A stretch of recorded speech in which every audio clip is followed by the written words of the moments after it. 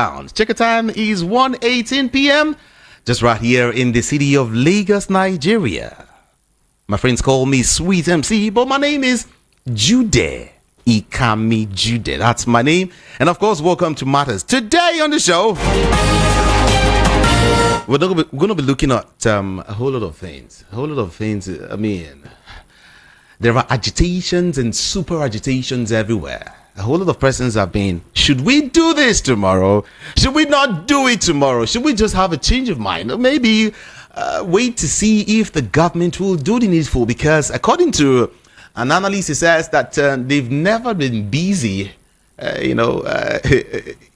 since the beginning of this administration, they've been so busy in the past 2 weeks. So it means they are on their toes, everyone. So that's why some persons are opining, say, hey, maybe we should just leave these guys alone and let's see if they will give us what we want this time around, since we have been clamoring. No need to hit the street. And some people say, hey, no, we will hit the street. We will do the needful. We will do all of that. And hey, and some persons have even said we will go as far as dealing with any Oro that will show him. Okay, no be woman, no they do Oro. That will show himself.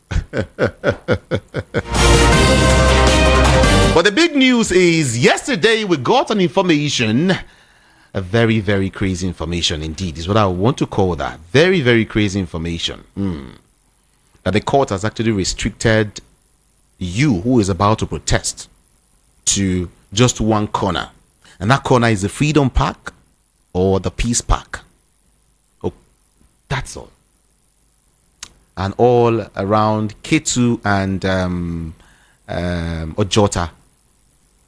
People of God, we have a lot to discuss this beautiful afternoon.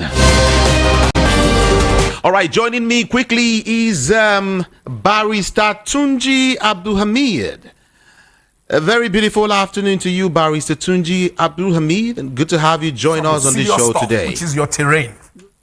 Hello? Barrister, are you there? Okay, hello. Are you there? Good afternoon. Oh, Good beautiful, afternoon. beautiful. Good afternoon to you. Welcome to the show. Good afternoon. And also, yeah, good to have you join us. We will also travel to Ondo State now, where we have Henry Olonimoyo also joining us. Henry, are you there? Good to have you join us too.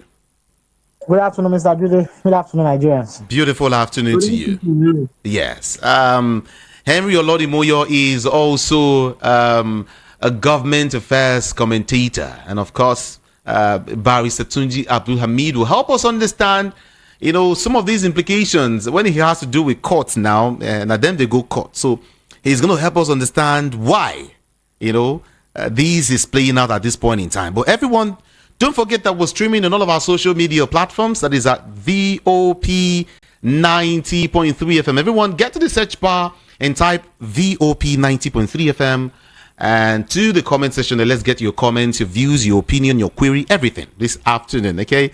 And of course, don't forget that our WhatsApp portal is also very, very open for your conversation. 081-717-56338 is the number to send all of your messages to. 081-717-56338. First of all, let me get to Barrister Tunji Abdulhamid. Let's start from there. There are agitations and, of course, super agitations as regards what will happen, tomorrow. Organizers are listing, convergence point for rallies, and government is saying these and that and that. No. Now, for you, how do you think all of these will play out tomorrow? Let me start with you, Barrister Tunji Abdulhamid. I mean, what are your thoughts as regards tomorrow's protests? You want me to become a prophet? Maybe. And you want me to predict? Okay. But now predict, and prediction will come to pass. All right, let's go. Tomorrow, those who want to protest will come out. They may not have a large number, but people will come. And then those who are anti-protest, the government supporters, and the security agencies will try to prevent them from doing it. And then in a way it will be disrupted. Not because those who want to protest want to disrupt it, but certain people will come and disrupt it. That's my prediction. Some people will come and disrupt it, you said. And you can see if you have the intel, and I expect the security agencies who have been getting information or intel reports regarding this protest that to be hijacked, they should know who and who hijacked it. If they are seriously, if they are getting that information correctly, or if they are watching the game, they should see the sign that certain people will hijack it, and they must know those people. Yesterday, there are people who protested on the island. Mm-hmm. They are asking, calling for people not to protest, and they are also protesting. No protest, and they're protesting, and they are doing their own, and it was not hijacked. And apart from that, they are not even doing it alone. They are not threatening people. Don't come out. If you come out of your house, you see. If you are born well, come out. So those are the likely people, and they will also go to the south. Is it south east or where Mr. Asari Dokubo is it south or whatever he is now? I don't know where he was yesterday. He was somewhere yesterday. He said, "Those who if you want to protest, come out and you see whatever you see, you take it." So those are the likely people that will hijack it. So if the government is seriously interested in looking for people who hijack the protest, they should be looking on those sides, because yesterday too, you see the traditionalists. They came out as well in Lagos, and they were doing their procession, and they're asking people not to come out. That if they come out, started to work. So those are the people that will likely hijack the protest. If I thought the protest would be hijacked. Okay, thank you so very much. I also listened to a commissioner of police in Abuja, the day yesterday on the particular TV station. He was also threatening people. In fact, he was asked whether or not they will carry life up. He said yes, they will, and if anything, if it requires them to use it, they will use it. So these are the kind of people that will make the protest become either violent, riotous, or bloody. All right. So the government should be looking in that regard, and be able to take them. Okay, let me talk to Henry Olonimoyo now. Mr. Henry, what is Akure like today, as regards the planned protest that will commence tomorrow? Yes, thank you very much. Concerning Akure is calm, Akure is peaceful, and as I predict, the protest will gather momentum mostly in Abuja and Lagos, and there could not be possibility of it spreading across the country. And usually, Akure, Ondo State capital, is usually calm. Even if I could even recollect the 2020 NSAS protest at that time, it took a while, maybe it was a week or plus, before it started gaining momentum in Akure, Ondo State. And I think this one also will not be different. As far as I'm concerned, the hot spots for the protests would likely be Lagos, Abuja, and any other bigger city. But Akure will be calm for sure. Akure will be calm for sure. Let me remain with you. A Niger Delta freedom fighter, Mujahid Asari Dokubo, has issued a stern warning to those behind the planned nationwide protest against hardship to forget about extending it to the Niger Delta. What's your opinion on that? Quickly. As far as I'm concerned, when elements like Asari Dokubo begins to speak, you just know that they're able to speak when they feel they have certain backing of government. You recollect that this man was a dominant force during the Jonathan administration, but just after the Jonathan administration left, during the Buhari administration, you recollect that the man almost like he went underground and went hiding. But now it appears that since this government came on board, he has been finding his voice. But again, let me say this. There is no government on the face of the earth that can stop people from protesting. No government on the face of the earth can stop people from protesting. The best any government can do is to appeal to people, is to try to listen to the yearnings and aspirations of people. And you will also see and recollect that in the last 1 or 2 weeks, this government has been running helter-skelter in every sense of the word to see how whatever they can do to lessen the tension on ground. They know how many National Assembly members can you still find in the country today. It's clear. It's crystal clear. one of the things that they learned and everybody learned in the last NSAS protest in 2020 is that they learned that you can't take the Nigerian people for granted. It's clear. There is something they call mutually assured destruction. And I'm not trying to preach violence. I'm just saying that today, US and Russia respect themselves mutually because US knows that Russia has what it takes to destroy it.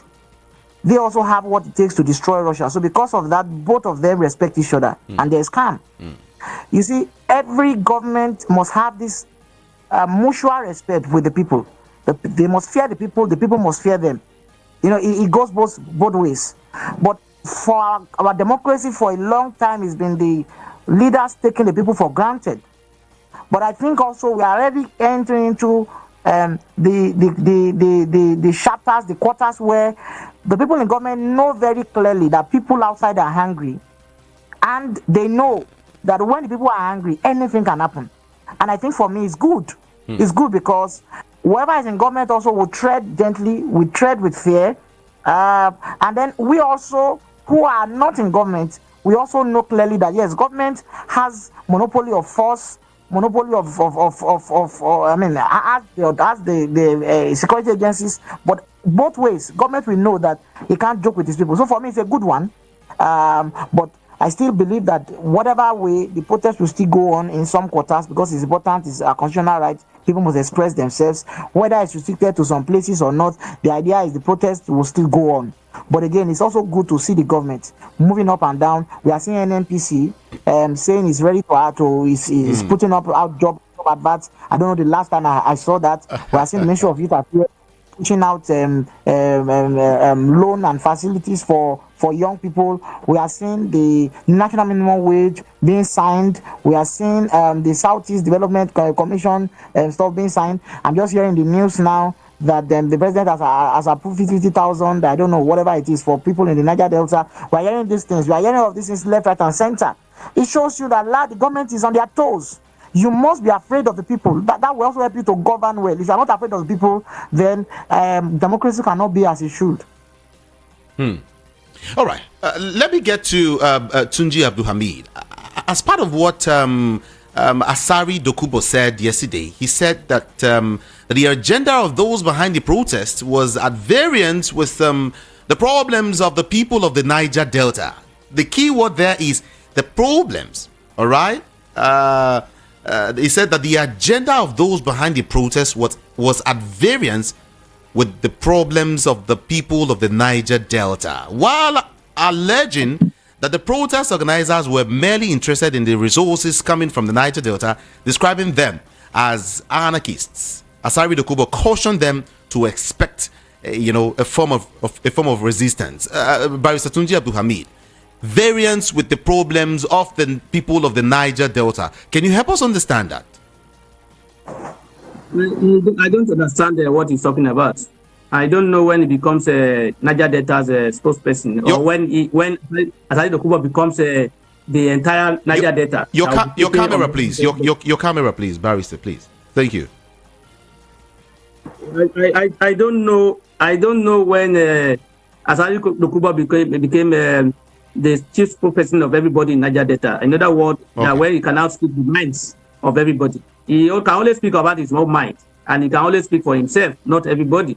And the right to protest is fundamental, and everybody has his own right to protest. So if he is not, those who want to protest have the right to protest. Those who don't want to protest have the right to stay away from the protest. They are not forcing anybody to come and join the protest. It is only when you are forcing you that you can restrict it, because he said he has the right to. He also has a fundamental right to resist protest. He doesn't have that power to restrict. He has the right not to join. He can't restrict them from protesting. He only has the right not to join or do his own part to say, I'm supporting the government. He can also organize his own. So it's not within his mouth to say people should not come out and nobody. He said it. If they burn you well. If this statement were to be said by somebody in support of protest, that person will be in custody today. So you see, we encourage criminalities in this country. We encourage people who have the business to even be recognized in our society and being recognized. We encourage people who behave like thug, and in a society where we have law, they want to become law unto themselves, and we have law in our country. That's why we're having what we have. I believe that if that statement that he said yesterday was to be by somebody who's pro protest, that person, I tell you today, if he's not in custody, they'll be looking for him. And nobody's saying anything about Asari Dokubo. You can't threaten anybody. He's right. But then you should also understand that these are leaders of community, leaders of Asari is a leader, whether you like it or not. Your leader. Yeah, in your own community, your leader. A leader does not mean. I am not. A leader. Listen, be a leader does not mean you dictate my life to me. You can't dictate. It's fundamental right. It's my right.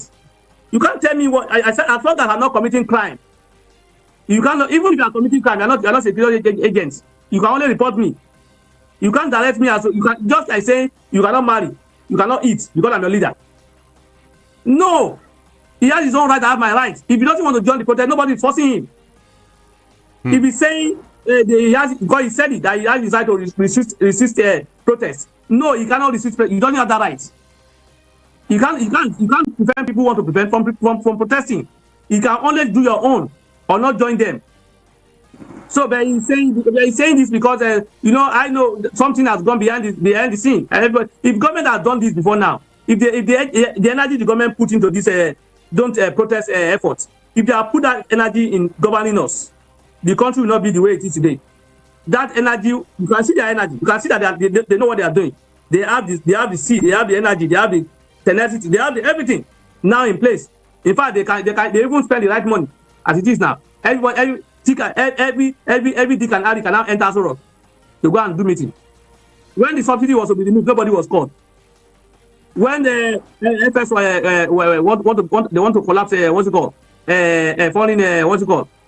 They want to our money. What they call it again? They did not call anybody. When they are imposing hardship on people, when they were doing their thing, they did not call anybody.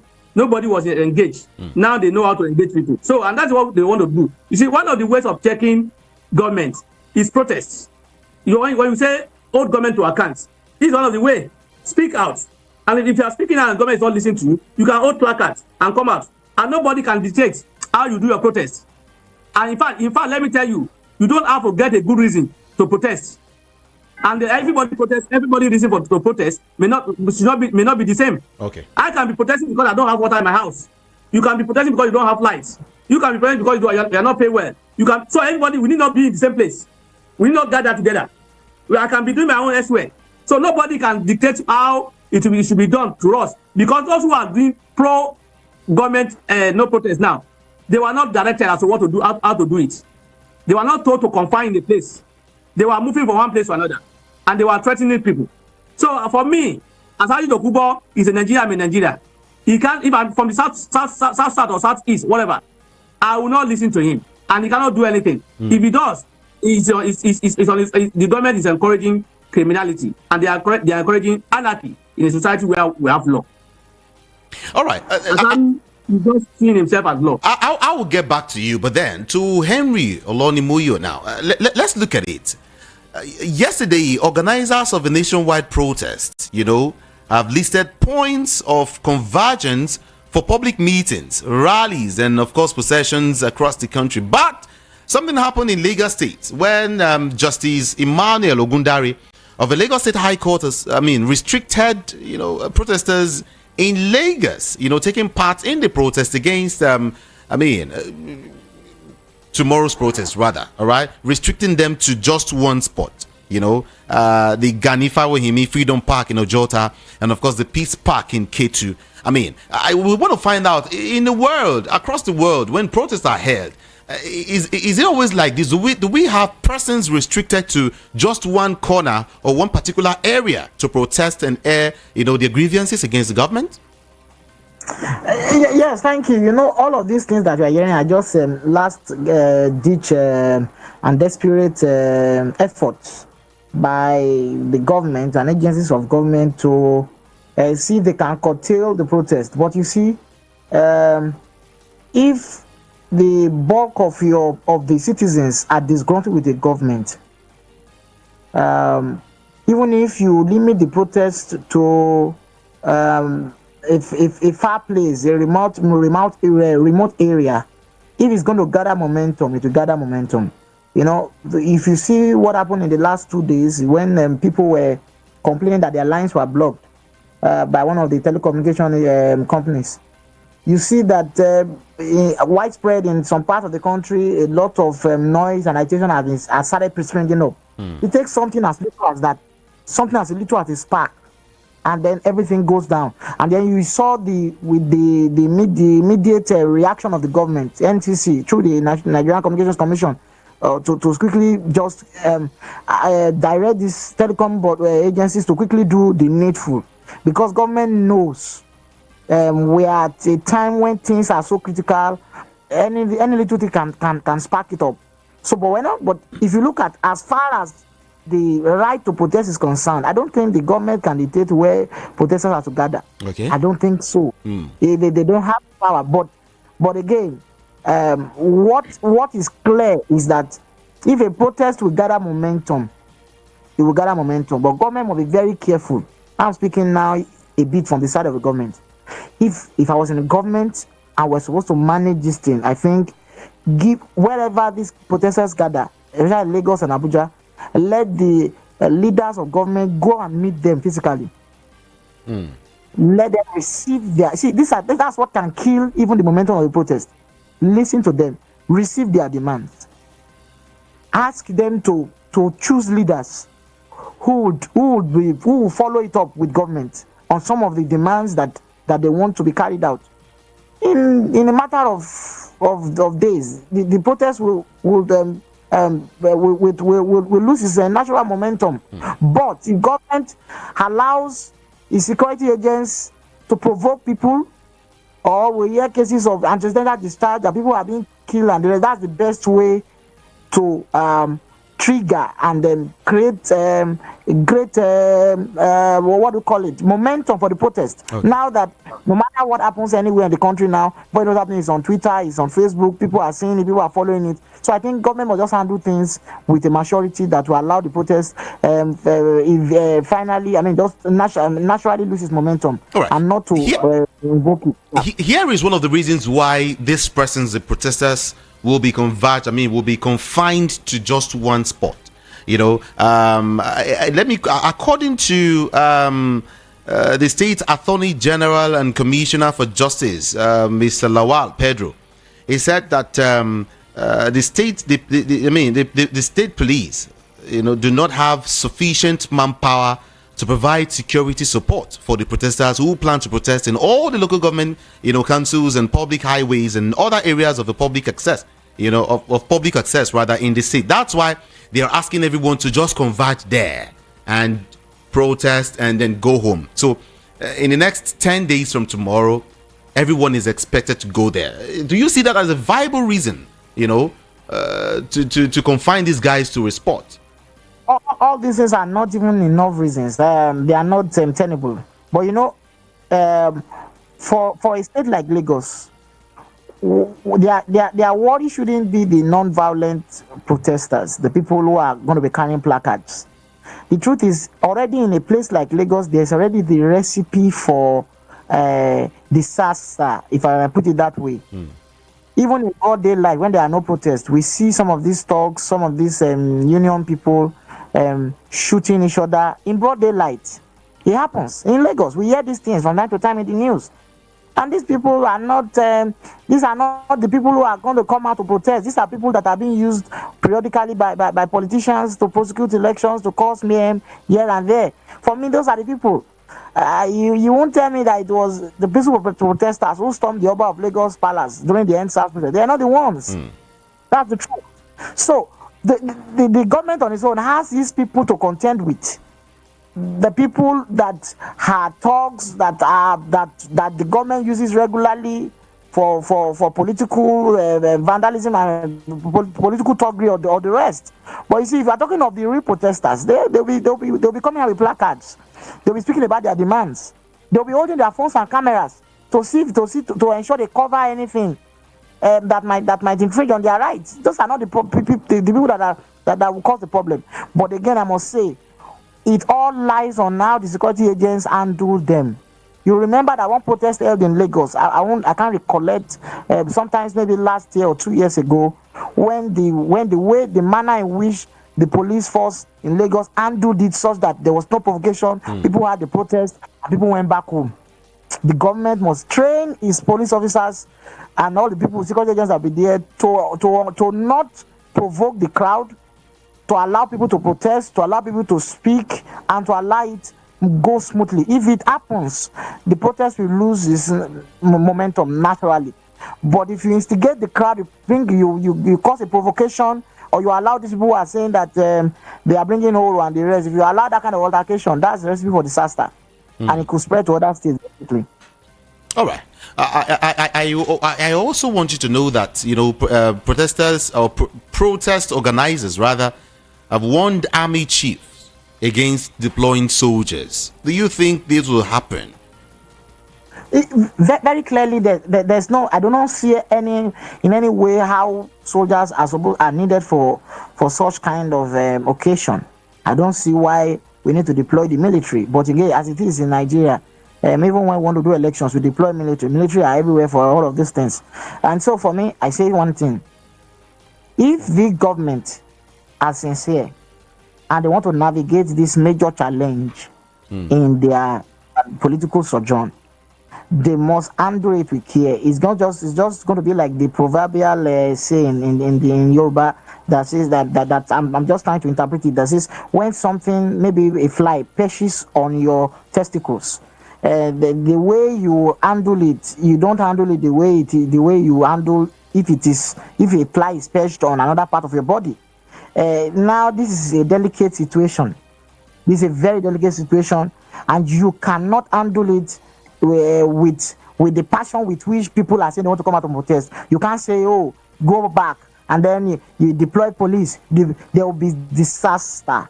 That's why I said the government must be matured, provide security, do not allow so-called counter-protesters to clash with those who are protesting, ensure it is peaceful. Once we ensure it's peaceful, in a matter of a day, 2 days, allow the government to come and speak with the people. Let them discuss with people. Naturally, the thing will lose momentum. But if you try to make people feel that they don't know what they are doing, mind you, there's fuel scarcity everywhere. I mean, the people are buying fuel 800, 900, 1,000 plus, and so these are already enough things to provoke people. So the government should not push people further. And I don't see why the military is going to be coming out for such an exercise. Okay. Now, quickly, everyone, before I get to talk to Barry Tunji Abdulhamid, are you still there? All right. Let me let everyone know that the federal government, through the Nigerian Customs Service (NCS), has actually suspended import duties of rice, flour, wheat, and other essential food items to reduce the high cost of food items in the country in the wake of the excruciating hunger in Nigeria. All right, just want to let you know. Now, let me talk to you, Barry Tunji Abdulhamid. All right, thank you so very much. The Labour Party Lagos Patriot, also known as Yoruba Obedience, all right, has announced its decision to withdraw support from the proposed national protests. You can, if you don't mind, you can say a faction or whatever, caucus or whatever, I don't know. But then a caucus, which represents the majority of the opposition party members in the Lagos State, emphasized their stance against using Lagos as the battleground for the demonstration. Barrister Tunji, is that shocking to you? It's not shocking. It's not shocking to me. Nothing is shocking to me in this country. What money cannot do, more money can do it.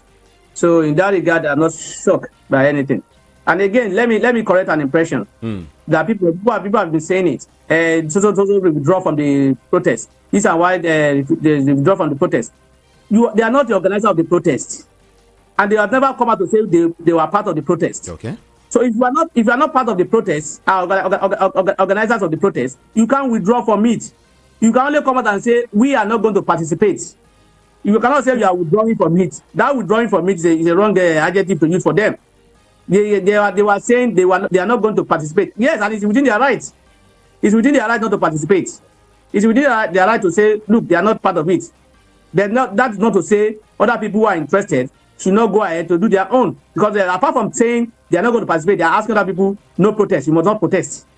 That is the area where they are going above their rights. They have the right not to participate, and they are actually asking people not to participate because this is Lagos and they don't want anything in Lagos to happen, or anything to happen in Lagos. Sometimes when government want to even, and those who are supporting government want to justify why there should be no strike, sometimes the government, they even indict themselves. Just like the Attorney General said in court that they are afraid that there won't be enough personnel. It's an indictment on the police. It's an indictment on the government to say that, look, we don't have the capacity to secure the country. That's what they are saying. Because what we are talking about here today, you recall 2023 election, you recall there are aggression, there are apprehension, there are fear that there will be violence. What did the police, what did they do? They reinforce the security agencies, the security. They did not ask for cancellation of the election. They did not ask that the election be postponed. What they did was to ask that, look, more police, more security agencies should be provided to ensure security. And that was what they said they did. So they are calling for election because for cancellation, because some people want to protest and saying that there is no personnel, there is no capacity. It's an indictment of the government. That means government is saying he has failed in his responsibility under Section 14. The responsibility of the government is to provide security for the people. So if you are not saying you don't have the personnel, that means you are not even prepared to do your job. That is the meaning. So, and for me again, with due respect, it is not within the mouth of the Attorney General of Lagos State to say there is no enough personnel. It's not. The last time I checked, he's just an Attorney General of Lagos State. It's not the Inspector General of Police, and he's not a member. He's not the NSA. Even the NSA cannot say so. So for me, unfortunately, another has been obtained in court. Okay. And that order, I see it as one of the things that the police will use to scuttle some of the people who want to protest. They're not in the confined area they said by the law. The police will come and say they are violating the law. The big deal is that a Labour Party faction here in Lagos, according to the information we get, that this particular faction has removed itself, pulled out of the planned protest. Now, this is what they hear what they said. That's one of the reasons why. They gave. They said, let me quote them. They said, we believe that it is within the rights of the citizens to have a peaceful protest. However, we know from experience that the peaceful protest will be hijacked and made to become violent to portray the group or Labour Party in a bad light. Did you hear that? I don't want to. I had them. They have the right to say whatever they want to say. They can give whatever reason they want to give, and they can defend whatever they want to defend. It's their right. But where their right stops is where the other people's right starts. See, whether you are in Labour Party, whether you are in PDP, whether you are in APC, you can decide to say you are not joining any protests. After all, we have seen governors of PDP who have come out and say the people behind it are those who lost election in 2023. We have seen the APC supporters and those in government who have come out and say those behind it are people who failed election 2023. So it's not about the party you belong. And you see, like I told you, there have been frequent visits to Aso Rock, and you cannot go to Aso Rock and come back empty. And they say when you chop plantain, your mouth will be heavy, to say the truth. So you see, and that's why I say, look, this country, we are not prepared, we are not ready for good governance. We are not ready for democracy, because people just vote based on interest and money. You can see what they are doing now, what they are playing, ethnic and religious cards. They are kites. They are playing ethnic and religious kites. And that was why the Senate president will go to the South and say, now that for the past 20 years or 30 years or how many years, he said, none of your child has been given a Senate president. Today now that your child is now in number 3, they now want to scuttle the government. In other words, it's inciting them to say they are targeting them. Meanwhile, he has not told them, and those people too, they were there because they are the same category. They did not ask him questions. This your Senate presidency that have been there for how many years now? How many days now? Please, what are the benefits that have given to us in our zone that is confined it? They will not ask those questions. Before now, the president did not go to his town, to his south, whatever, promise them anything, and say, look, this is what I have facilitated for you, so to cushion the hardship. But today now, they are all running extra scatter. In fact, for me, Judah, whether this protest takes place or not, I am satisfied. The protest has achieved its objective. Really? The government is exposed to the whole world now. In fact, the government exposed themselves really to the whole world. They are the ones advertising it. Free adverts, free publicity for the protesters. They are making it even look like something that is a very that it making it look like more than the way the protesters planned it. So the government has even make it become a big event. So they are giving wide publicity, and I love it. And again, it's making the government to run. It shows that if you hold our government into account, sometimes they will do what we need. Some people that will come and say NSAS did not yield any good results. We have good results. Do we still have NSAS today? Okay. And do we still have SARS today? All right. We don't have SARS. Why don't we have SARS? Because of the NSAS. Because of that request, they were scrapped. So for me, the protest will bring its own development. But the government should be ensured that the protest is peaceful. That is the role of the government in this. Not to say people should not do it. What the government should be working on is how to make sure this protest is peaceful. And if they say that it not be peaceful, those areas that they think is a eyebrow area that can be targeted, let them protect them. Okay, now, Barrister, I'll get back to you, but then to Henry now, did you hear what Barrister Tunji said? Yes, I did. Now, what I want to ask you now is, some persons, even to me, one-on-one, they've opined that, hey, they really don't want this protest to move to go ahead. It should stop. And some have said, okay, hey, see, government is actually working hard to do everything possible to make sure that they satisfy citizens. I mean, they are on their toes. What do you think? Do you think we should all, citizens, protesters should actually shelve this idea of protesting and, watch what government will do, going forward? Yes, thank you. I think, firstly, we must never accept a democracy that will forbid protest. So whether now or in the future, okay, even if it is one person want to go on protest, they must be allowed to protest. That's essentially part of the things we get when we say we are practicing democracy. I mean, it wasn't so long ago when the president was giving the June 12th Democracy Day speech, and was lecturing us on the ideals of democracy, on how he was a champion of democracy, on how he was in the trenches, and he was involved in putting the needed pressure on the military for democracy to come. So now that he's a democratic president, he should welcome and embrace the same thing that that brought democracy. He must also welcome it and allow it to keep sustaining our democracy. That's one. Number two, no doubt about it. I share the same thought line of thinking with the barrister. That yes, in fact, I and my friend will be discussing about it. That this protest, even without it happening already, it has exposed a lot of things about government. It has also shown to us that government can act if he really wants to act. If they really want to act, government agencies can act if they really want to act. That most of the time is just taking the people for granted. That's just it. Clearly, just government taking the people for granted. And why is government running up and down? Why are they making so much noise? They know that the level of frustration, the level of disgruntlement is so widespread. I mean, virtually every person in the country is feeling the effect of the economic crisis.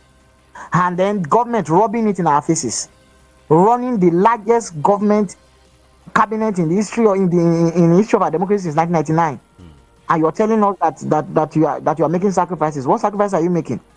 And you have people in National Assembly who are buying the most expensive set of vehicles that we have ever had National Assembly members buy in the history of the country, and you are still expecting us to make sacrifices. So it's clear. But again, the protest must still go on. For those who want to, particularly, I'm much more interested in electoral reforms. I feel these things are particularly important. Above all the demands that people will be, electoral reforms is key. To have a situation where our electoral law is no longer ambiguous as regards the online transmission of results from polling units to the INEC server, such that if the INEC server is not working, there's no election. When the INEC server is able to work, then we have an election. Let it be clearly spelled out. And then to have a situation where nobody gets sworn in, either president or governor, until all cases have been sorted out to the level of the Supreme Court, to the final court of arbitration. Nobody is sworn in. You know, for me, this is what I feel we should push out for. That way, it will be easy for people to take and just believe that, okay, let this government complete what they want to do, we would kick them out by the ballot. But you make it difficult for people to make change through the ballot, and on the other hand, again, you're not doing right by the people, and you don't want people to protest. Then we are only making things difficult. And for me, I tell people, the protest I'm most afraid of is the one that has no date, no time, no venue, that will be unannounced, that will just kick out, and no government agency will be able to stop. For that one, that is the one I am most afraid of. And I pray and hope that we never get to that point where something will just break out in form of an anarchy. I pray the country doesn't get to that point. But some persons have also said that is the protest. That is protest indeed. That pattern of protest is the main protest, is what is called protest, really. No. Is that true? No, it's dangerous. It's not protest. Let me explain what I mean. You know that in the Arab Revolution, when it started in Tunisia with that young man who set himself on fire, that started a series of rage by the people against government. We had governments that have been in power for 30, 40 years, 50 years were toppled. Tunisia, Egypt, it engulfed Libya, it crossed out of Africa and it was a serious revolution. Now, you see, if we have things like that, something like that in the country, because it's anarchy, we can't call it protest in the sense, it's anarchy. And before you know what is happening, when they have gone for everybody who is in government, they will now start going for people like you and I, who they feel we are still okay enough, or probably you have a car. They feel anybody who has a car also is good. They'll be looting. You will not have any police, any government agency, no security agencies to make things work. And NSAS, towards the tail end when it was hijacked, got to that point where even the police, for almost a week or 2 weeks, I don't know what was happening in Lagos, but for here in Akure, you could go a week, 2 weeks, we didn't see anybody in uniform. No police officer in uniform. Everything. They were even the IG said at that time that the police were demoralized. Everybody was hiding. Nobody could come out plainly. And now, so we must not tend towards that point. But I think we can still have a protest where people will hold government to account, where people will be able to properly say this is what they want. But you see that one that will just break out like that one, we might not be able to get our concerns right. And eventually, if we topple a regime, we might get another regime that is worse off than the one that was toppled. No, that's not what I want. I want kind of change that can come through the ballot, where the right kinds of people will debate the ideas, and people will now choose on that. Yeah. All right. Thank you, Barrister Tunji Abdulhamid. Let me get back to you. Some persons, Nigerians are surprised the way you begin to hear several groups coming up to make some statements, like the group that came out yesterday in Lagos, that they are called the Labour Party Lagos Patriots, also known as the Yoruba Obedience. In quotes, Yoruba Obedience. All of these groups coming out from every corner of the country.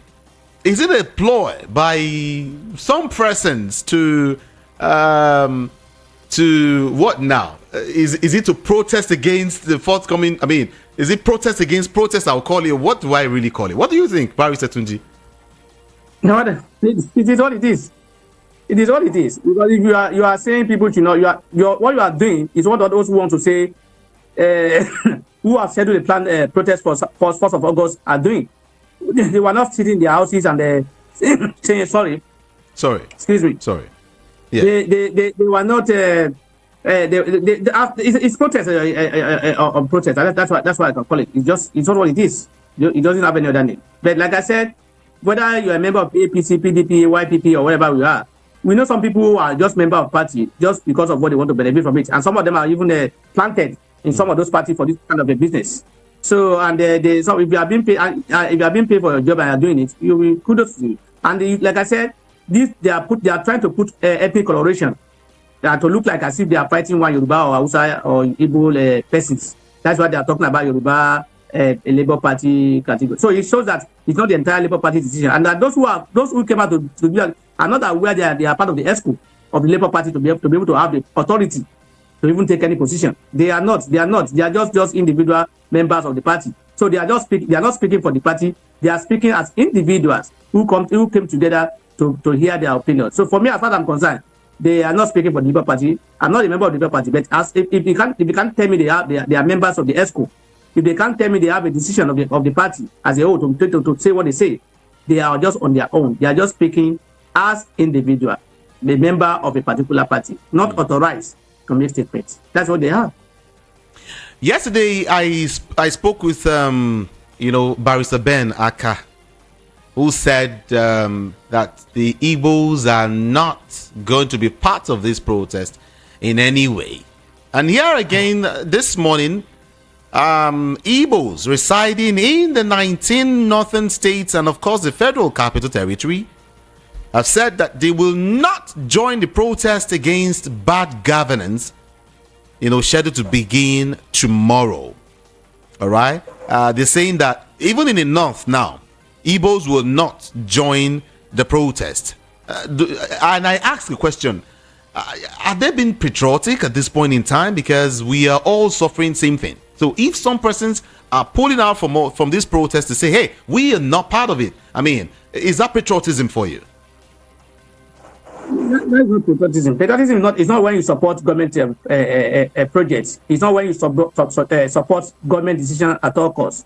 It's not when you in fact when you criticize government, you are also a patriotic. You are playing your role as a citizen. You have a role of criticism. You have a role to hold government to account. And protest and asking questions is part of the way to hold government to account. So anybody who's saying those who are supporting the government are the only people who are patriotic, I think they are not getting it right. Even the government are not patriotic. If they are patriotic, they will do their job and they will ensure that, look, everybody, just like national thing, that we are all brotherhood, and whatever they are eating, other people should be able to eat the same thing. When if they are riding a good car, other people should be able to ride the same good car. Or if they are living comfortably, other people should be able to live comfortably. So that's what they call patriotism. Then when you are in a position, you are living buoyantly, you are living large, and your people you call your brotherhood are living in poverty, and you are saying you are brotherhood, and you are saying this they are patriotic, you are patriotic, or they are not patriotic. That's not patriotism. Patriotism includes criticism. Patriotism includes holding government to account. Patriotism includes protest against wrong government policy. If you believe so, the government cannot come out and explain to you that, look, this policy is not wrong. That is the essence of it. Is to also hold government to account and to make government be responsible. Because as it is today, government are not responsible to people. They are not giving response. They are not. Look at the National Assembly member. They have not been going home to before now to render accounts to people. But now that there's a planned protest, they are doing that, and that's why I say the protesters are too disappointed in the way. Okay. Everyone, in case you're just joining us, welcome. This is Voice of the People 90.3 FM. My name is Jude Ikami Jude, and of course, whether you like it or not, there is some sort of tension across the country. Yeah, just less than 24 hours to the protest. We're getting tensions here and there in all parts of the country. I mean, some persons have also said that they will stay at home tomorrow without going anywhere. And well.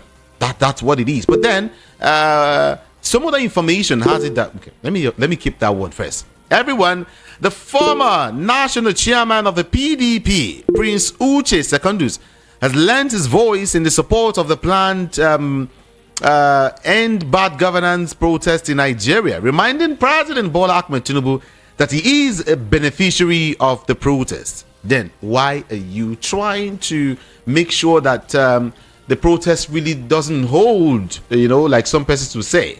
Now, this is a big question. Henry Olodimoyo, before I let you go, are you there? I'm with you. All right. After this protest, should we say it will be Uhuru? What is going to happen after the protest? Some persons have said, hey, the prices of food stuff will skyrocket, oh, the prices of everything will skyrocket. And some persons have said, oh, it will remain same. It will remain same. What is your own opinion, please? Yes, very quickly, before I answer the question, I want to just say something about the Igbos pulling out. All right. Now, see, we must be fair to the Igbos. I'm not an Igbo man, I'm a Yoruba man. But I think it was very fair to them. You know, I'm on some WhatsApp group, and you know the way they have been painting this protest in itself.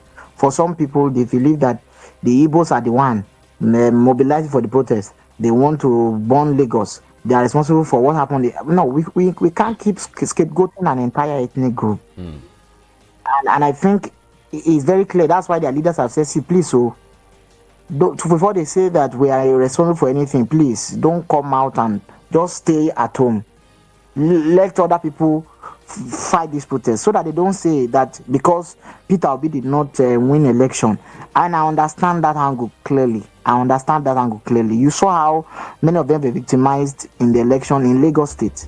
Even where some Yoruba people were turned back because they looked like Igbos, allegedly, you know. But that's just by the way. We must understand that angle from which the Igbo leaders are coming from. Now, on whether after the protest we can say we never get to that point. Even in the developed democracies, even in places where you have a functioning and advanced economy. Okay. All right. We'll get back to Barrister Tunji Abdulhamid and, of course, Henry Olonimoyo very quickly. Okay, everyone, this is Voice of the People, 90.3 FM. We'll go on a very, very short break, very, very short one. When we come back, we'll talk briefly with them, and then we get to open up the studio line. So you watching or listening can be part of the show this afternoon. Stay there. My name is Jude, and this is Matters. I live in Italy. Last month, I have a daughter and a wife. Though I work alone, I just arrived home, and in my letter box, I had a letter, and it was from the state government addressing to me that to cushion the effect of the high inflation in the society, I'm entitled to go to the nearest post office to get a credit card. That in that credit card, the exchange rate, if I have to compare with the currency in current Nigeria currency, I have almost about 400,000 naira just for me to manage with my family, because they understand that the situation is kind of, is bad. But it's not that things were really bad for me. That is how government works. I didn't have to go and stay on the line. I didn't even make any call. It just came to my house without me asking for it. And I'm not an Italian citizen. Don't get that wrong. I'm not an Italian citizen. I work here. So if they can identify me, still, not even their citizen. So how do somebody in Nigeria who is a citizen be thrown back of France as if we live in a refugee camp? Even in refugee camps, it doesn't even happen like that. You understand? It's a shame. We could be laughing and we could be talking. The crisis in Nigeria is more than normal. It is so obvious that even a blind man can say, I'm tired, I'm fed up with the system. We should tread caution now because we're already on the edge. And it's not that when something happens, then the Westerners will now come and say, no, we don't support anything. We don't do this. We don't. But they have been saying that the people have been complaining. And nobody is coming to our aid because they are happy that our government is giving us one cup of rice, because it will show to them that we are poor, and they will continue to give us aid, and the leaders are happy. They are cashing out. See, when you look at the West, Europe and the US and all that, you come to find out that the leadership there are people whose values are different from what we have here. The leaders are not thinking of owning properties all over the world. Go to Dubai, buying like primitive acquisition. They will buy houses in Dubai, buy in UK, buy in the US, buy in the Caribbean. It's a cost. If you go to their houses, you see not less than 20 to 30 vehicles, and they enjoy it. They like moving in convoy of not less than 20, 30 vehicles at a time, so that they will be the people that are calling the shots. In US, if you are a governor of, let me give you an instance like California, which is the richest state in US. You as a governor, if you dare put on convoy, you will not stay more than 24 hours in that office as governor of US, of California. You cannot. I gave you an instance the other time that in 2005, I went to eat in a restaurant. The governor of Texas drove in. He came alone. I didn't even know him. It was my late friend who took me out that was telling me that this man is the governor of Texas. If it were in Nigeria, they'll drive away everybody in that restaurant. Or convoy with escort, police, DSS, military, everybody would have gone on the whole of the restaurant. Try it in America. The next day you are gone, and you may go to prison for even trying that. Who are you as a governor in the US for you to take a private jet? What they are doing here, this scam they are doing here and calling themselves governors. You dare not. If you try it, you will pay through you tell them where you're going to get the money from to go and charter a jet. You enter the commercial jet and sit like every other person. Nobody cares. Nobody will be accompanying you to airport, clearing everywhere. People will be carrying bags. No. It's terrible. I landed in JFK 216. I was in the business class with one of the governors. He queued over there and he behaved himself. He cannot jump the queue. If he jumps the queue, he may end up not even entering US. They'll put him on the next flight and take him back to Nigeria. And there's nothing nothing you can do. These are areas where they have sanity. These are areas that are welfare oriented, in as much as they're having hard times now because of the prevailing global economic situation. There's no madness in being in leadership or being in position of authority. They don't steal the way we are doing here. One man will own maybe 40 or 50 properties in FCT because he has entered the political position in the government. It is a terrible thing. It is worrisome and it is disturbing. I pity the upcoming generation. Is this what we are going to bequeath to them? It's very unfortunate, to say the least. issue of palliatives. I will enjoy Nigerians to collect whatever palliative they bring to your side. That is the truth, especially in terms of money. Because if you don't collect it, this money will be embezzled by people who are top government officials. By the time you are saying you are not doing you are just being yourself. Collect the money before they embezzle everything, put it into their pocket or take it to Igbo country. Collect the money and use it for your own good.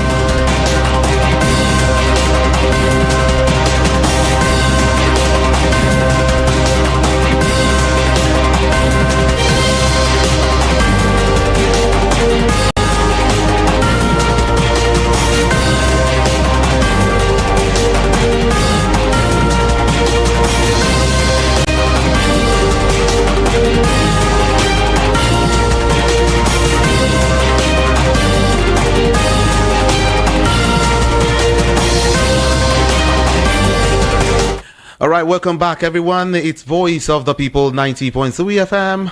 And hey, in case you're just joining us, we're talking about the state of the nation. Protest everywhere. Okay, let me say protest and, of course, counter-protest.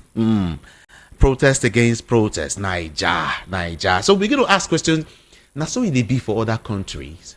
You know, I remember, another statesman said that, the federal government should allow the protesters to just air their view, let them go about this thing peacefully. Because if you meddle into it, it might become something else. It might turn out to become something else. And maybe that's where we're headed, actually. But I don't know. I just do hope that it will be peaceful, as we envisage tomorrow. Welcome back, everyone. I just gave you that information right now that...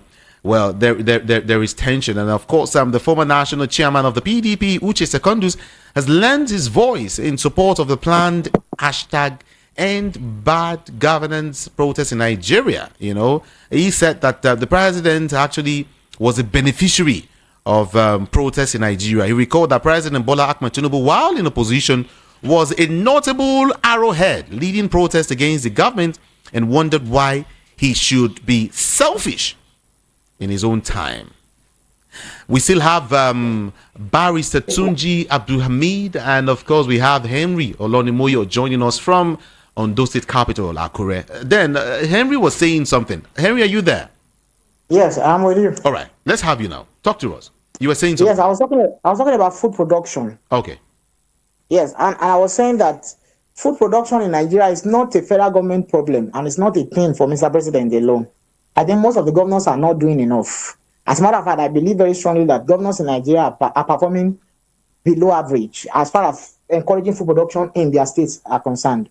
Many of them don't even have a proper agricultural plan. They don't have any system in place to ensure that food production is guaranteed within their states. Farmers are left on their own to do what they can do. Insecurity is an issue on its own. I know quite all right. But I think even with the resources that state governors still have, we can still muster some form of food production, sustainable food production at the state level. I think we need to take a cue from what is happening in Niger State also. They appear to be doing a lot of massive plans for food production in Niger State. And I think all the states can do something concrete. Farmers, apart from providing security, not just that, but again, more importantly, finances. The bulk of what we are having today, I can pick on those for example, is people doing subsistence farming. People just planting what they can feed, and if there's any leftover, they can take to the market to exchange for money. But the kind of food production that would crash the price of food in the market is a massive one, and there has to be credit facility for farmers to be able to do these things. But today, farmers are completely on their own. I'm not even sure there are banks who want to lend farmers money. The structures of government like Bank of Agri and the rest, I'm not sure they are doing enough again. So farmers must be empowered to go and farm. There are a lot of uncultivated lands within our states. Thank God now that local governments now look like they'll be coming back on board. Some of these also local governments can also ensure this happens. Until we have the kind of production sustainably for a year or 2 years that can create a surplus in the market for the price to come down, we would not yet say that we have been able to crash down the prices of food in the country. And we need to sustain it. And it's not just the way we are doing. We are just scratching the surface as it stands now. And I think we need to be doing much more. Yeah. Mr. Henry Olonmodi, I want to say thank you so very much for being a part of the show this afternoon. Thank you for inviting me. Regards to Ondo State Governor. Thank you, I will. Thank you. Lucky Ayedatiwa. Thank you so very much once again. Thank you. Now, let me now face Barrister Tunji Abdulhamid. Are you there, Barrister? Yes, I'm with you. Beautiful. Thank you so very much for being there.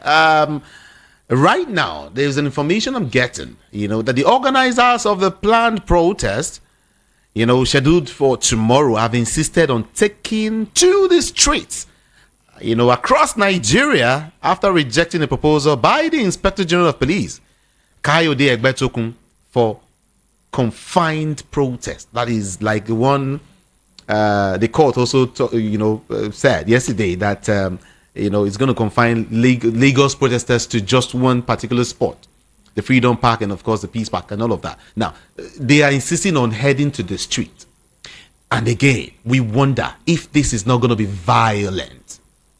What do you think, Barrister?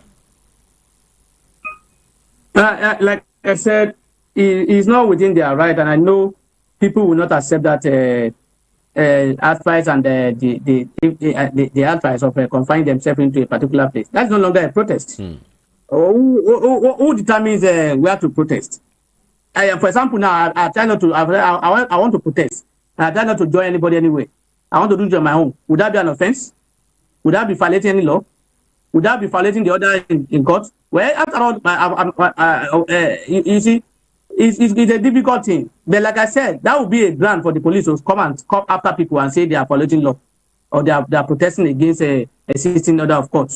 It's unfortunate. It's unfortunate. It's sad, and it's I do not expect that government will go to court and ask the court to restrain people from exercising their own personal rights and for whatever grants. It's the duty. The government has a responsibility.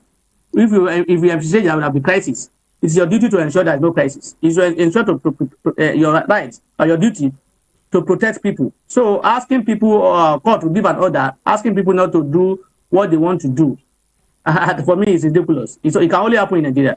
You can only see it in Nigeria and in Nigeria courts. Well, only in Nigeria. Again, I just recall what, or rather, I saw what the vice president just said. Kashim Shettima. He has solicited the support of Nigerians for the actualization of the programs and policies of the President Bola Ahmed Tinubu's administration, and he is insisting that the president means well for Nigeria. He wants the best for this country. The vice president, said, contrary to speculations in some quarters, President Tinubu is neither anti-North nor anti-Islam, noting that the president has reflected these in appointments to key positions in federal government ministries, departments, and of course agencies. That's not where I'm actually going to. I am heading towards I want to talk about NADECO in the USA. I just got the feeler not quite long that the United States America chapter of the National Democratic Coalition, NADECO, has thrown its weight behind the End Bad Governance protest beginning tomorrow. That it's not a violent one, and they are insisting that it should be peaceful. It should be peaceful. It should be peaceful. Noting that freedom of expression is a fundamental human right under Article 19 of the Universal Declaration of Human Rights. The organization said protests are age-long ways for citizens to express themselves. Do you think that our government is actually willing to allow Nigerians to express themselves the way we see things flying from a day before yesterday. Do you think that the government, the federal government, is really willing to allow Nigerians to exercise their rights? Is it like someone is scared of any form of protest anywhere in the country? Yeah, government is afraid of it. It's clear from what the government is doing. You can see they are not settled. They are running scatter. In fact, some of them who call themselves leaders are running out of the country. How can your house be burning and your father will leave the house and start running to somewhere else? It shows that so the government is running scatter, and you can see the government. You can see Aso Rock has been open for a while. Everybody who have not been able to enter Aso Rock for the past how many months or year are now free to go there. The Obas, the imams, the boys, the guys, those abandoned politicians, even the Asari and Co. I'm not sure whether he has gone to Afro, but he's gotten the attention now. So government is running a scatter, and the government is afraid. That is the truth. If the government is telling you it's not afraid, it's afraid. I don't know why they are afraid. I don't know. But whether or not the government has a good intention, that is not it. Every Nigerian should definitely have good intention, and the president will also have a good intention. If somebody who has lost the ambition for the past how many years should be able to have a good intention. But the president is not showing that. What the people are complaining of is that good intention is not reflecting in the attitude and the way and manner things have been done, and the way the president is governing. They impose all sort of policies that is creating more hardship on the people. And you say the government is there, and we are being told to be patient. And we are not even giving any timeline within which to be patient. We have been there. So you cannot beat a child and expect him not to cry.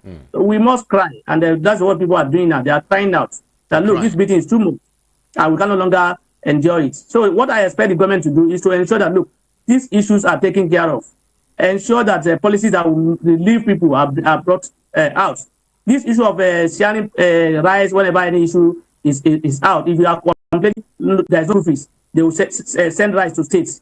There is no. I cannot go to good hospital. They will send rights to states. We are hungry. Rights will be sent.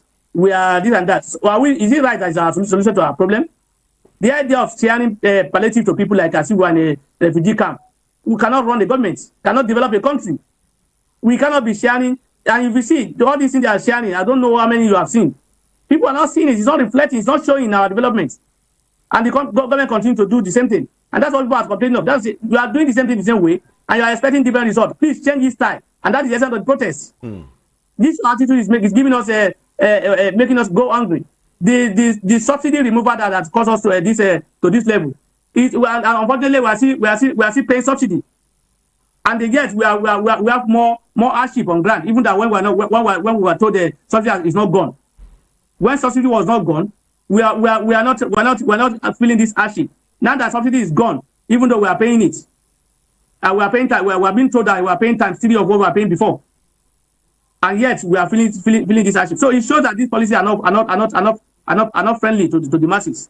So we are expecting the government to say, look, okay, I'm reversing the petrol pump price, because once this petrol pump price is fast to like 200 or 150 or 180 or something, this hardship will reduce. I'm telling you. Let me take you up on that. Let me take you up on that, because you spoke something closely related to what I said, somewhere before I entered the studio. I said, imagine, say, I spoke in Pidgin. I said, imagine, say, we wake up tomorrow morning, we come here, say, Presido announce, say, fuel don't go back to 150. Do you think Nigerians will still want to protest? They may not protest. They may not. If they say they have been reduced to that, that's one of the major problems we have today. It may not be enough, but they may not likely. That may even induce them from dropping the idea of protesting. Because you see, the hardship we are facing today, well, take it or leave it. So, that pop increase is the sole responsibility for it. That pronouncement subsidy is gone, has taken us to this level. Plus including. Let me use Sebudaya's. You're free. Plus including floating of our naira. Those two major policies are the basis of our problem today. We are not doing anything different. We are not doing anything economically.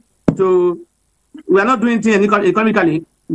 We are not doing anything to improve it. Okay. We are not reporting. We are not doing anything to that effect. We are not security. We are not providing. People cannot go to farm, and you expect food not to be scarce. People cannot go to farm because there is no security. Even though the government is asking people to go to farm, they are even doing agri programs. I don't know how many farmers have gotten those benefited from it. Yet, so these are the things the people are saying. Look, change all these policies. They are not helping us. So if probably tomorrow they say we are okay, in view of this, we are dropping the farm price is now 150 or 160. I think if I also join them in asking those who want to protest to step down and then and see whether or not this will change their life to an extent. Because if you recall, when subsidy was removed, I said this. If you still remember what I said that time, I said subsidy removal is not our problem. Subsidy is not our problem, and the removal of subsidy will only give us multiplicity of problems. Okay. And today we are paying subsidy on all aspects of our lives. You can see now, right? I've been told rice is now 40,000 naira, which I know definitely if at all that information is correct and the rights are available, they are paying subsidy for it. Okay. And they are paying subsidy for it. And where are they even? The question is, where are the rice coming from? Which farm? Are they local or imported? Where are they getting it from? If truly they have those rights somewhere, that means the government is a part of those who are hiding or keeping the what's it called? Holding these products. If they have sit in store and we are crying of hunger all this while and they still left it there, it shows that they have a plan for it. They want to use it as a political game. Okay. Barrister Tunji, let me give everyone this information in case you are just joining us or you've been there with us. Thank you. Let me let you know that security have been beefed up around Muritala Muhammad Airport Terminal 2. That is the MMA 2. All of the access points ahead of tomorrow's protest. Let me first of all let you know that.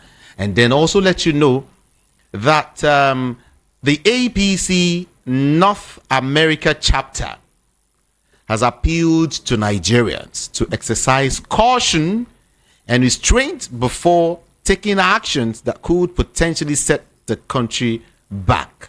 In a communique jointly signed by the chairman, Mr. Olale Kansani, and the secretary, Mr. Adeniyi Adekola, and made available to newsmen, the party called on patriotic Nigerians to persuade their friends, family, and acquaintance to stay away from the proposed protest. That's what they're saying. The party chapter warned that such protests could do more harm than good, further exacerbating the current economic challenges facing the nation. Instead, they said that they have employed Nigerians to engage the government at all levels in constructive dialogue to find solutions to the pressing issues.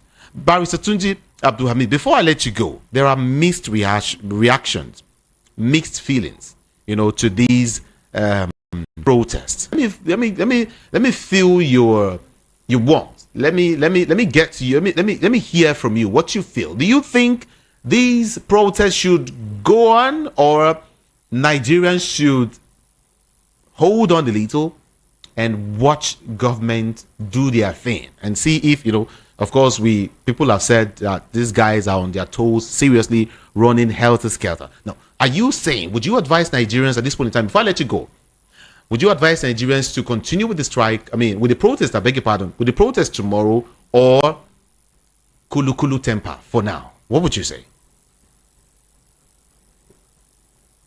Is that for me? Yes, for you. Please come again. I think I've addressed this. I've said if certain steps are taken, I will also apply. For instance, I've said, for instance, if the fuel subsidy is fuel pump is reduced. That's not what we're saying. That's not the question. What I'm saying is, I said people have said these guys are on their toes. They're running helter-skelter. Like, it's not been easy for them in the past 2 weeks. Meetings upon meetings upon meetings, that they've been so busy. In fact, since the beginning of this administration, they're never busy like the way they're busy in the past 2 weeks. That's what some persons are saying. So I am not asking. With looking at this now, would you ask Nigerians to cool temper, calm down, don't go ahead with the strike, or would you still ask the protesters to go out en masse tomorrow and protest? That's the question. Before I let you go, of course, I'll ask them to go at least to express their feeling. Don't assume, at least to submit their demands openly. So don't assume that the government is already aware and they are taking the responsibility, because tomorrow now they will come and say, no, we only had that on social media. We only hear that we were only told that they would do protest, and they say they cancelled it. So thereafter nothing was that. We were not aware of any other thing. So it's better to do it and be reasonable about it. Don't be well organized about it. Okay. And that's all. Let it be peaceful. I know for those who want to do protests, it will be peaceful. It is government that will employ to make sure that it does not degenerate into crisis. Okay. Appreciate you so very much, Barrister Tunji Abdul Hamid, for talking to us on the show this afternoon. Thank you so very much indeed. Thank you for having me. It's my pleasure to be with you. Enjoy your day. Yeah, do have a beautiful day too today. Yeah. We are Voice of the People, and of course our super dial is 90.3. Okay. My name is Jude Ikami Jude, and this is Matters. All right. Time now to get to open up the studio line so you who's watching or you who is listening can be part of the show. But then let me let you know that we're streaming, okay? Feel free to join the conversation via YouTube, VOP FM. Just go there and type it. VOP 90.3 FM on YouTube, and you watch us live, okay? And then we will admit your messages via WhatsApp also. Yeah, the portal is open now quickly for everyone to start sending in your messages so I could read it in real time. 081-717-56338. 081-756-338. 081-717-56338. And then if you want to call in, okay, it's easy. 0700-903-903. 903. That's the number to call to be part of the show this afternoon. 0700 903 903 903. Just drop a message for me. I'll get to read it. Okay? Thank you so very much, everyone. If you want to call me, please move away from your radio set, first of all, or you have an option. Turn down the volume before you even call. Okay? Yeah. And then again, 60 seconds for everyone. 60 seconds for you. Mind your words, your voice, your state means. Please keep it very, very civil. I beg you. Let's do calls now. Thank you so very much. Good afternoon to you. Hello, afternoon. Good afternoon. My name is Ruzo, calling from Eba town. All right, let's go quickly. Sorry, I'm not going to discuss the issue you have at hand now, but what I want to make a statement in Chile. The statement is that I so much cherish your radio station, but I want to point out the laxity you people have in that station of lateness to program. Every day you tell us your program starts by 1 o'clock, 1 o'clock, 1 o'clock. But eventually we come and wait to tune from 1 o'clock. We wait 20 minutes, 25 minutes, 30 minutes, you don't start. The same thing applies to some other programs of your station. That there is no integrity in that. Why? Hello? Hello? Okay. You done, right? Yes, I'm done. That's all. I just want to complain about that. I expect to being a fan, by 1 o'clock. Okay, thank you. Being a fan, I want to appreciate you first of all. Okay, we will look into that. Okay, thank you so very much. I appreciate you. I appreciate you. Thank you. 0700 903 903 903 is the number to call.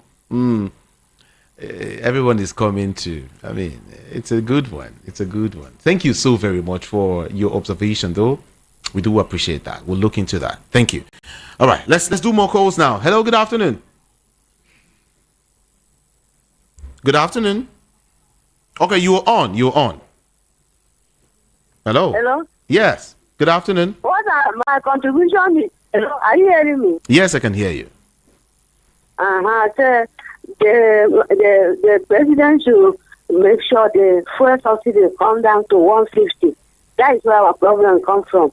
Even if the food product is as much as, by the time the transport is from north, with the high price of transport, it will still be high.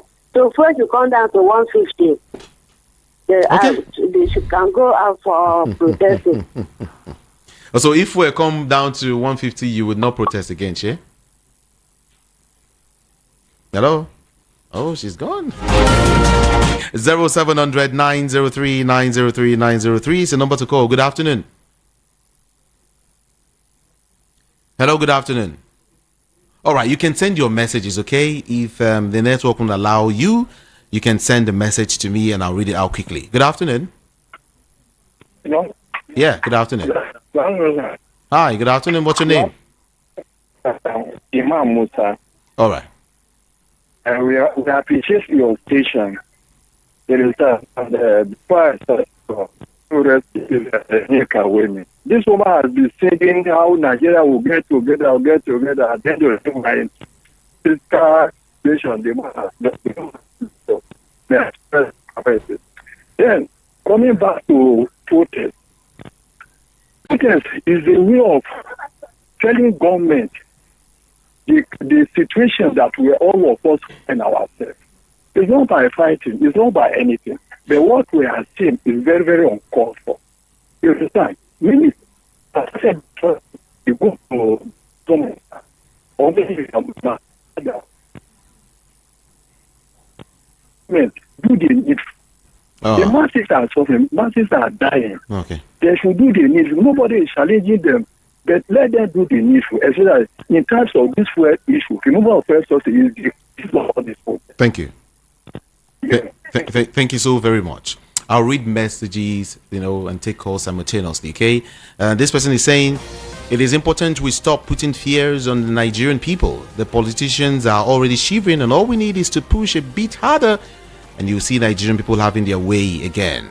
Power truly belongs or resides with the people. That's what he's saying. Nana from... Where's that? Okay, good afternoon. Good afternoon. Good afternoon.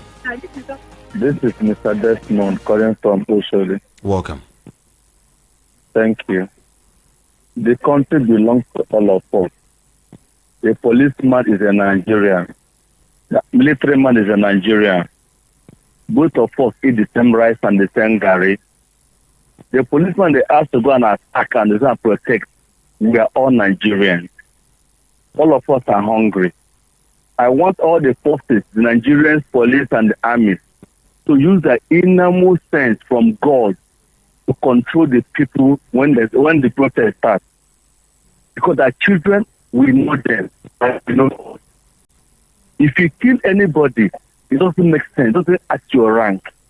Because even your kids are hungry the way my kids are hungry. You pay school fees the way I pay school fees. You enter the bus the way I enter the bus. All of us are in the same hardship together. All those commanders and the IG who ask you to go there and choose or do what is not supposed to be, and you carry out the order, are you safe? Are you okay with your children? Have you had a complete house to live with your children without paying for it? How much is your salary? How much have you paid for monthly allowances? All of us are into this game together. We have the same accidents on the bad road together. We fight the same days with the same guests on the road. So at times I wonder why they say to go and protect or shoot. And a normal person will go and shoot his fellow brother who said he's hungry. Are you happy doing that? We are fighting the same cause. If I enter bus, you enter the same bus. No matter what happens. Come to Oshodi. Some soldiers and policemen are doing kelebe with Okada. Is it okay for them? You see them in the evening, carry passengers to Songo, 300 naira, but they want to feed their family. The same soldier, the same policeman, you say they're going to attack fast, who are trying to be able to protect you and I, myself. Let's use our knowledge in doing these things. Those people who are up there, they are not hungry. All right. Eat free food, free transport, free vehicles, but me and you buy our own with our mega salaries. Let's do things with knowledge. May God help us. Thank you so very much for calling. I appreciate your call. Let me read this message. It said, please, for me, all those that want to protest should not be restricted because Within your locality, it's easy to identify strangers. It lessens the cost of transportation as well as express their grievances as it affects their environment. No need of shifting the protest. Oba Fidelis from Malimosho is sending that particular message. Thank you so very much. We'll take more calls. I want to take calls and read messages, simultaneously. Okay. Let me take this one first. Good afternoon to you. Hello. Hi. Good afternoon. No, today. Hi. Good afternoon. Good afternoon. This is Marshal Obama calling from Cement area of Lagos. Welcome. Yeah, you see, education meant well for Nigeria. What is protest? To me, I should define protest as you bringing out what is hidden in your belly to tell somebody what is really disturbing you. It is not a riot. It is not a strike. It is you understanding me. They didn't say they are removing government. They said they need good governance. It's just as if in the military you said you need good offices. You need good administration. What is wrong that they're making it ethnic? That Asari Dogboy is talking? He that is learned. I mean, deceiving the whole people in Nigeria, making it as if it's a war. Even the rulers, the chief in the village, you are not ruling well. Please check your administration. If this person is not good, you change that ministry. Simple. What is all this? In fact, thank you. In fact, let's carry on. It's okay. Let's carry on. If Tinubu can revise fuel subsidy, open border, and make our refineries work again, I think the tension will come down. Anayo Chukwu is sending that message, actually. Okay.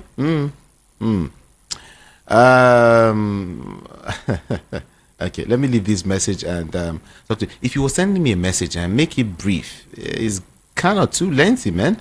Okay, so we can let's make it brief. Have you ever seen any father who cannot talk to his children? Instead, he prefers to send his wife.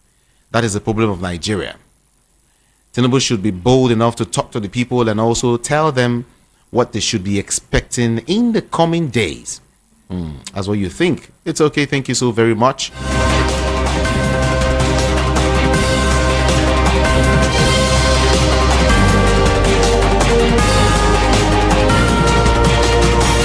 All right, this person says it is a surprise to me seeing Nigerians clamoring to protest.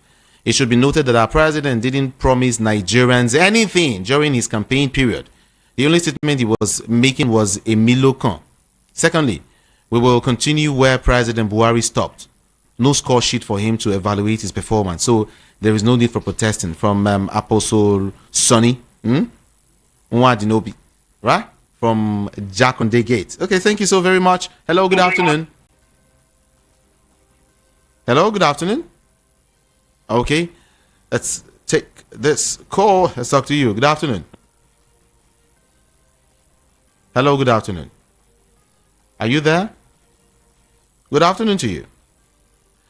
Hello, good afternoon. Hello?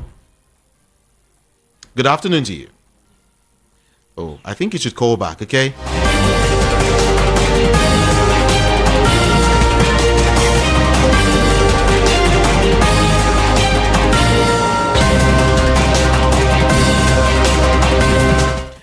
Good afternoon. Good afternoon to you. Yeah, good afternoon. Yeah. Yeah, this is Mr. Mba. Okay. Yeah. Concerning the protest, please. If the present government needed advice, I, Mr. Mba, will give the advice. Remember the first day that the President Rumbo took office, took an oath, he pronounced subsidy gone. That is the problem Nigeria is passing through today.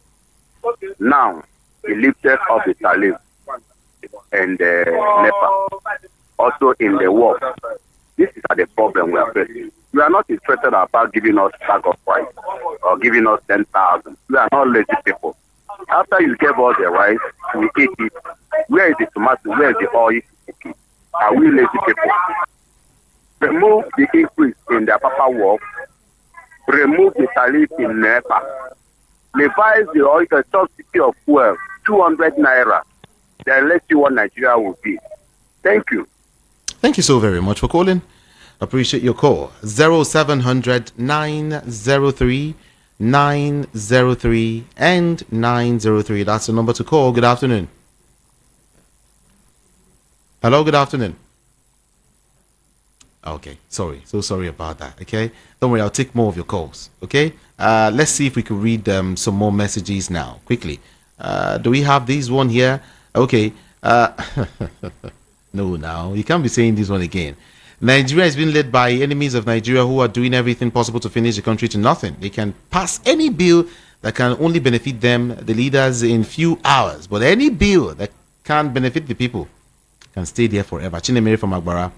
And he's saying, this your guest is not being biased. He is answering your questions the way it is supposed to be answered as a patriotic citizen, because he is a true Nigerian and not like those pretenders that are fighting for protesters. Chinemere from Agbara. Thank you so very much. Good afternoon to you. Hello? Okay. To me, yes, it is a good move for the youth or anyone to fight for improper action caused by government when they feel cheated. But where government has listened or listening ears and pleaded for promise, I believe we youth should try to give Mr. President benefits of doubt, chance to be upright than ever. Truly, we are not happy citizens in our own country. That's what this person is saying. Hello, good afternoon. Good afternoon. Good afternoon. My name is Silas. I'm speaking from Otta. The thing is, the protest is long overdue. It was early this year. Group of small people protested when they saw that the president was coming home for the Salah thereabouts, maybe last year, early this year.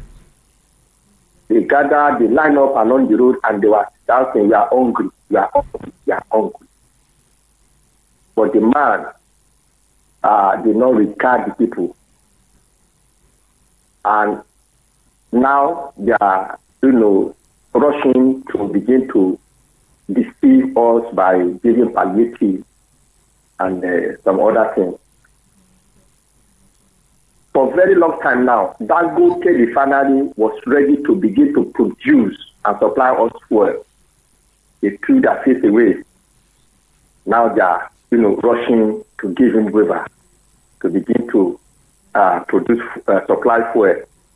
Look, everything this government is doing is just deceit.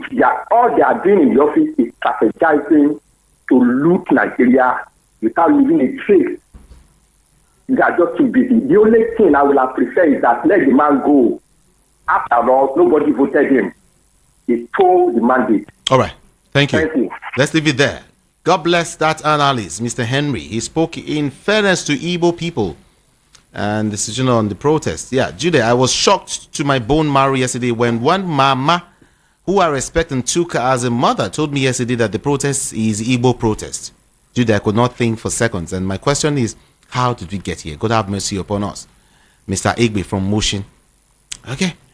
I can say it with all audacity that most Nigerians don't really know what they want. Let them stay away from the protest now and still cry later. She too calls.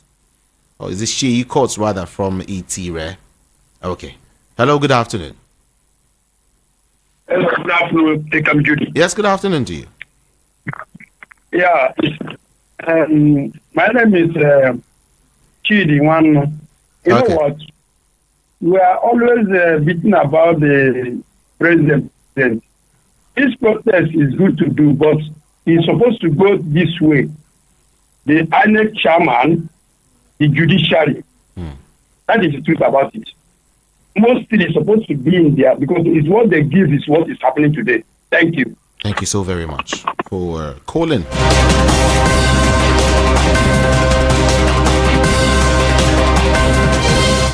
Any protest that is planned is not a protest. The so-called protest happening on August 1st is a political protest anchored in political disagreement. Forget about it. It's not going to lead to anything. I don't want any youth to be used as a scapegoat. The protest that will bring the change we need is not going to be planned, and that protest is coming. Okay, Obinna from Ago sent that one. Good afternoon, I am Babathemi. I applaud the organizers of this protest. It's been long overdue, but we need to spell out our terms. The constitution isn't working for us. We need bylaws to be agreed on. Let's extend love to one another. God bless Nigeria. All right, God bless you too. Hello, good afternoon to you. Hello? Yes, good afternoon. Hello? Good afternoon. Good afternoon, Kami Judy. Good afternoon. What's your name? Madam, my name is Madam Louise, calling from Agigi. Okay, 60 seconds, quickly. Okay. I just want to plead with the protesters. They should give this man time as far as they don't give him his conditions. Because the matter of politics now is too hot for our side. So that it will not result another thing. Okay. I'm pleading with them. Let them give him time. As far as they don't submit all their needs, let them just give him time. Maybe 6 months, maybe a few months. So if he could not meet up with some of the things, then they cannot take action. Because outside is very hot. Everybody is afraid. They should just have to cool down first. Okay. Thank you. That is what I want to say. Thank you so very much for calling. Appreciate your call. Okay, Monday from Abule Egba is saying no going back on the protest. Let this government respect its citizens. That's what he's saying.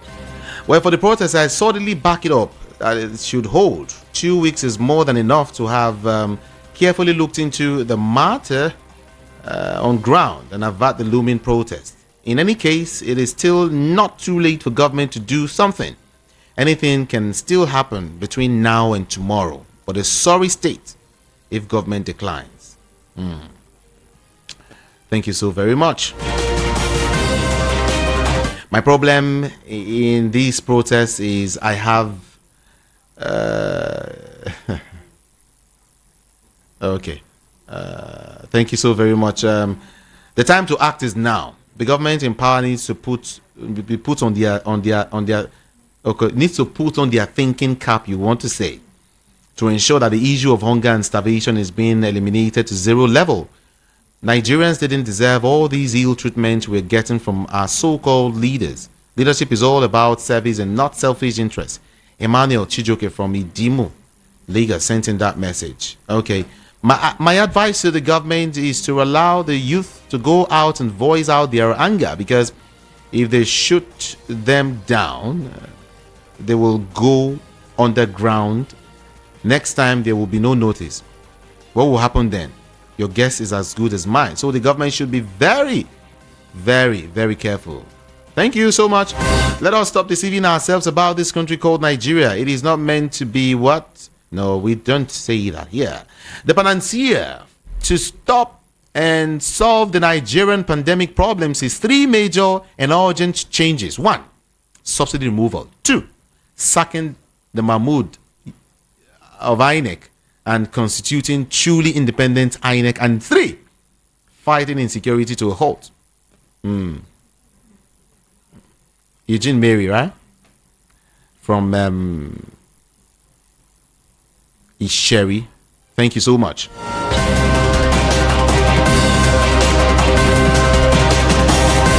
Who and what are we fighting against? But are Nigerians not seeking for good governance? It's a very, very big question. It's a very big one you're asking, I tell you. Like the common saying that a hungry man is an angry man. There is no going back to these protests until government do the needful. Remember, Nigerians are peaceful people, but for how long is it going to last? Until everyone is dead or hunger go kill all of us? We need to take action, and the only way to that is protest, according to what this person said. Now, this person is saying, I have issues with the planned protest. 1, Shuore contest for presidency before. Was it in his campaign that he will pay 250,000 naira minimum wage, or he was not aware of the minimum wage at that time? 2, Someone said in your radio that Niger State is already doing great farming. Don't you think these will bastardize the process? 3. If we finish this protest, is it time for we in Niger Delta to do our own protest? We have oil in our backyard feeding the whole nation, but we can't have job. You people should just know that this protest has just begun. After these, Niger Delta shall protest. We can't have oil flowing in our backyard feeding the whole nation, and we can't have jobs. Alfred Ugarame sent in that message. I wonder the kind of rulers we'll have in this country. Very heartless and senseless leaders that doesn't have the human heart. How can they go and pay mothers 1,000 or 2,000 to counter protest where we are? See, calm down, calm down. Calm down, okay? K Gold from Mafoluku Oshodi. Just calm down.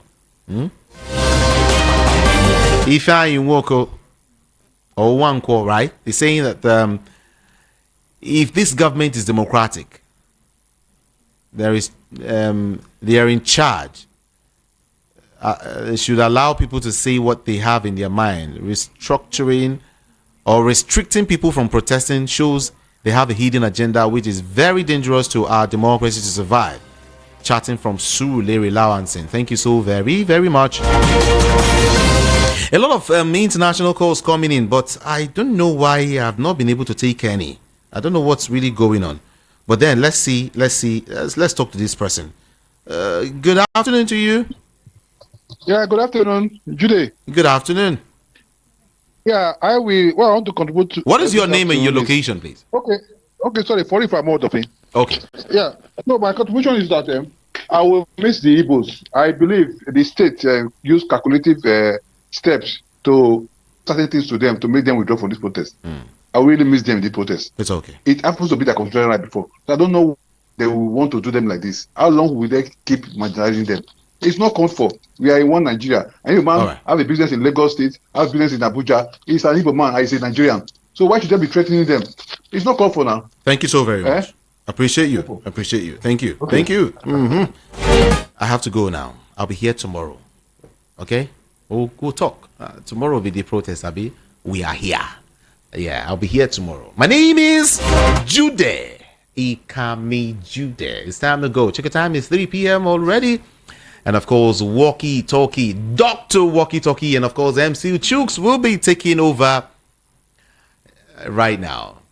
On social media, I am Ikami Jude everywhere. IKAMIJUDEH. Ikami Jude. I love you so much, and I am saying do have a wonderful day today. Good afternoon, Nigeria. Please note, the views and opinions expressed on this program solely those of the individual contributors and do not necessarily represent the official views of the Voice of the People 90.3 FM, Lagos. We do not endorse or take responsibility for any content shared by our followers or third-party users. Thank you. Their valued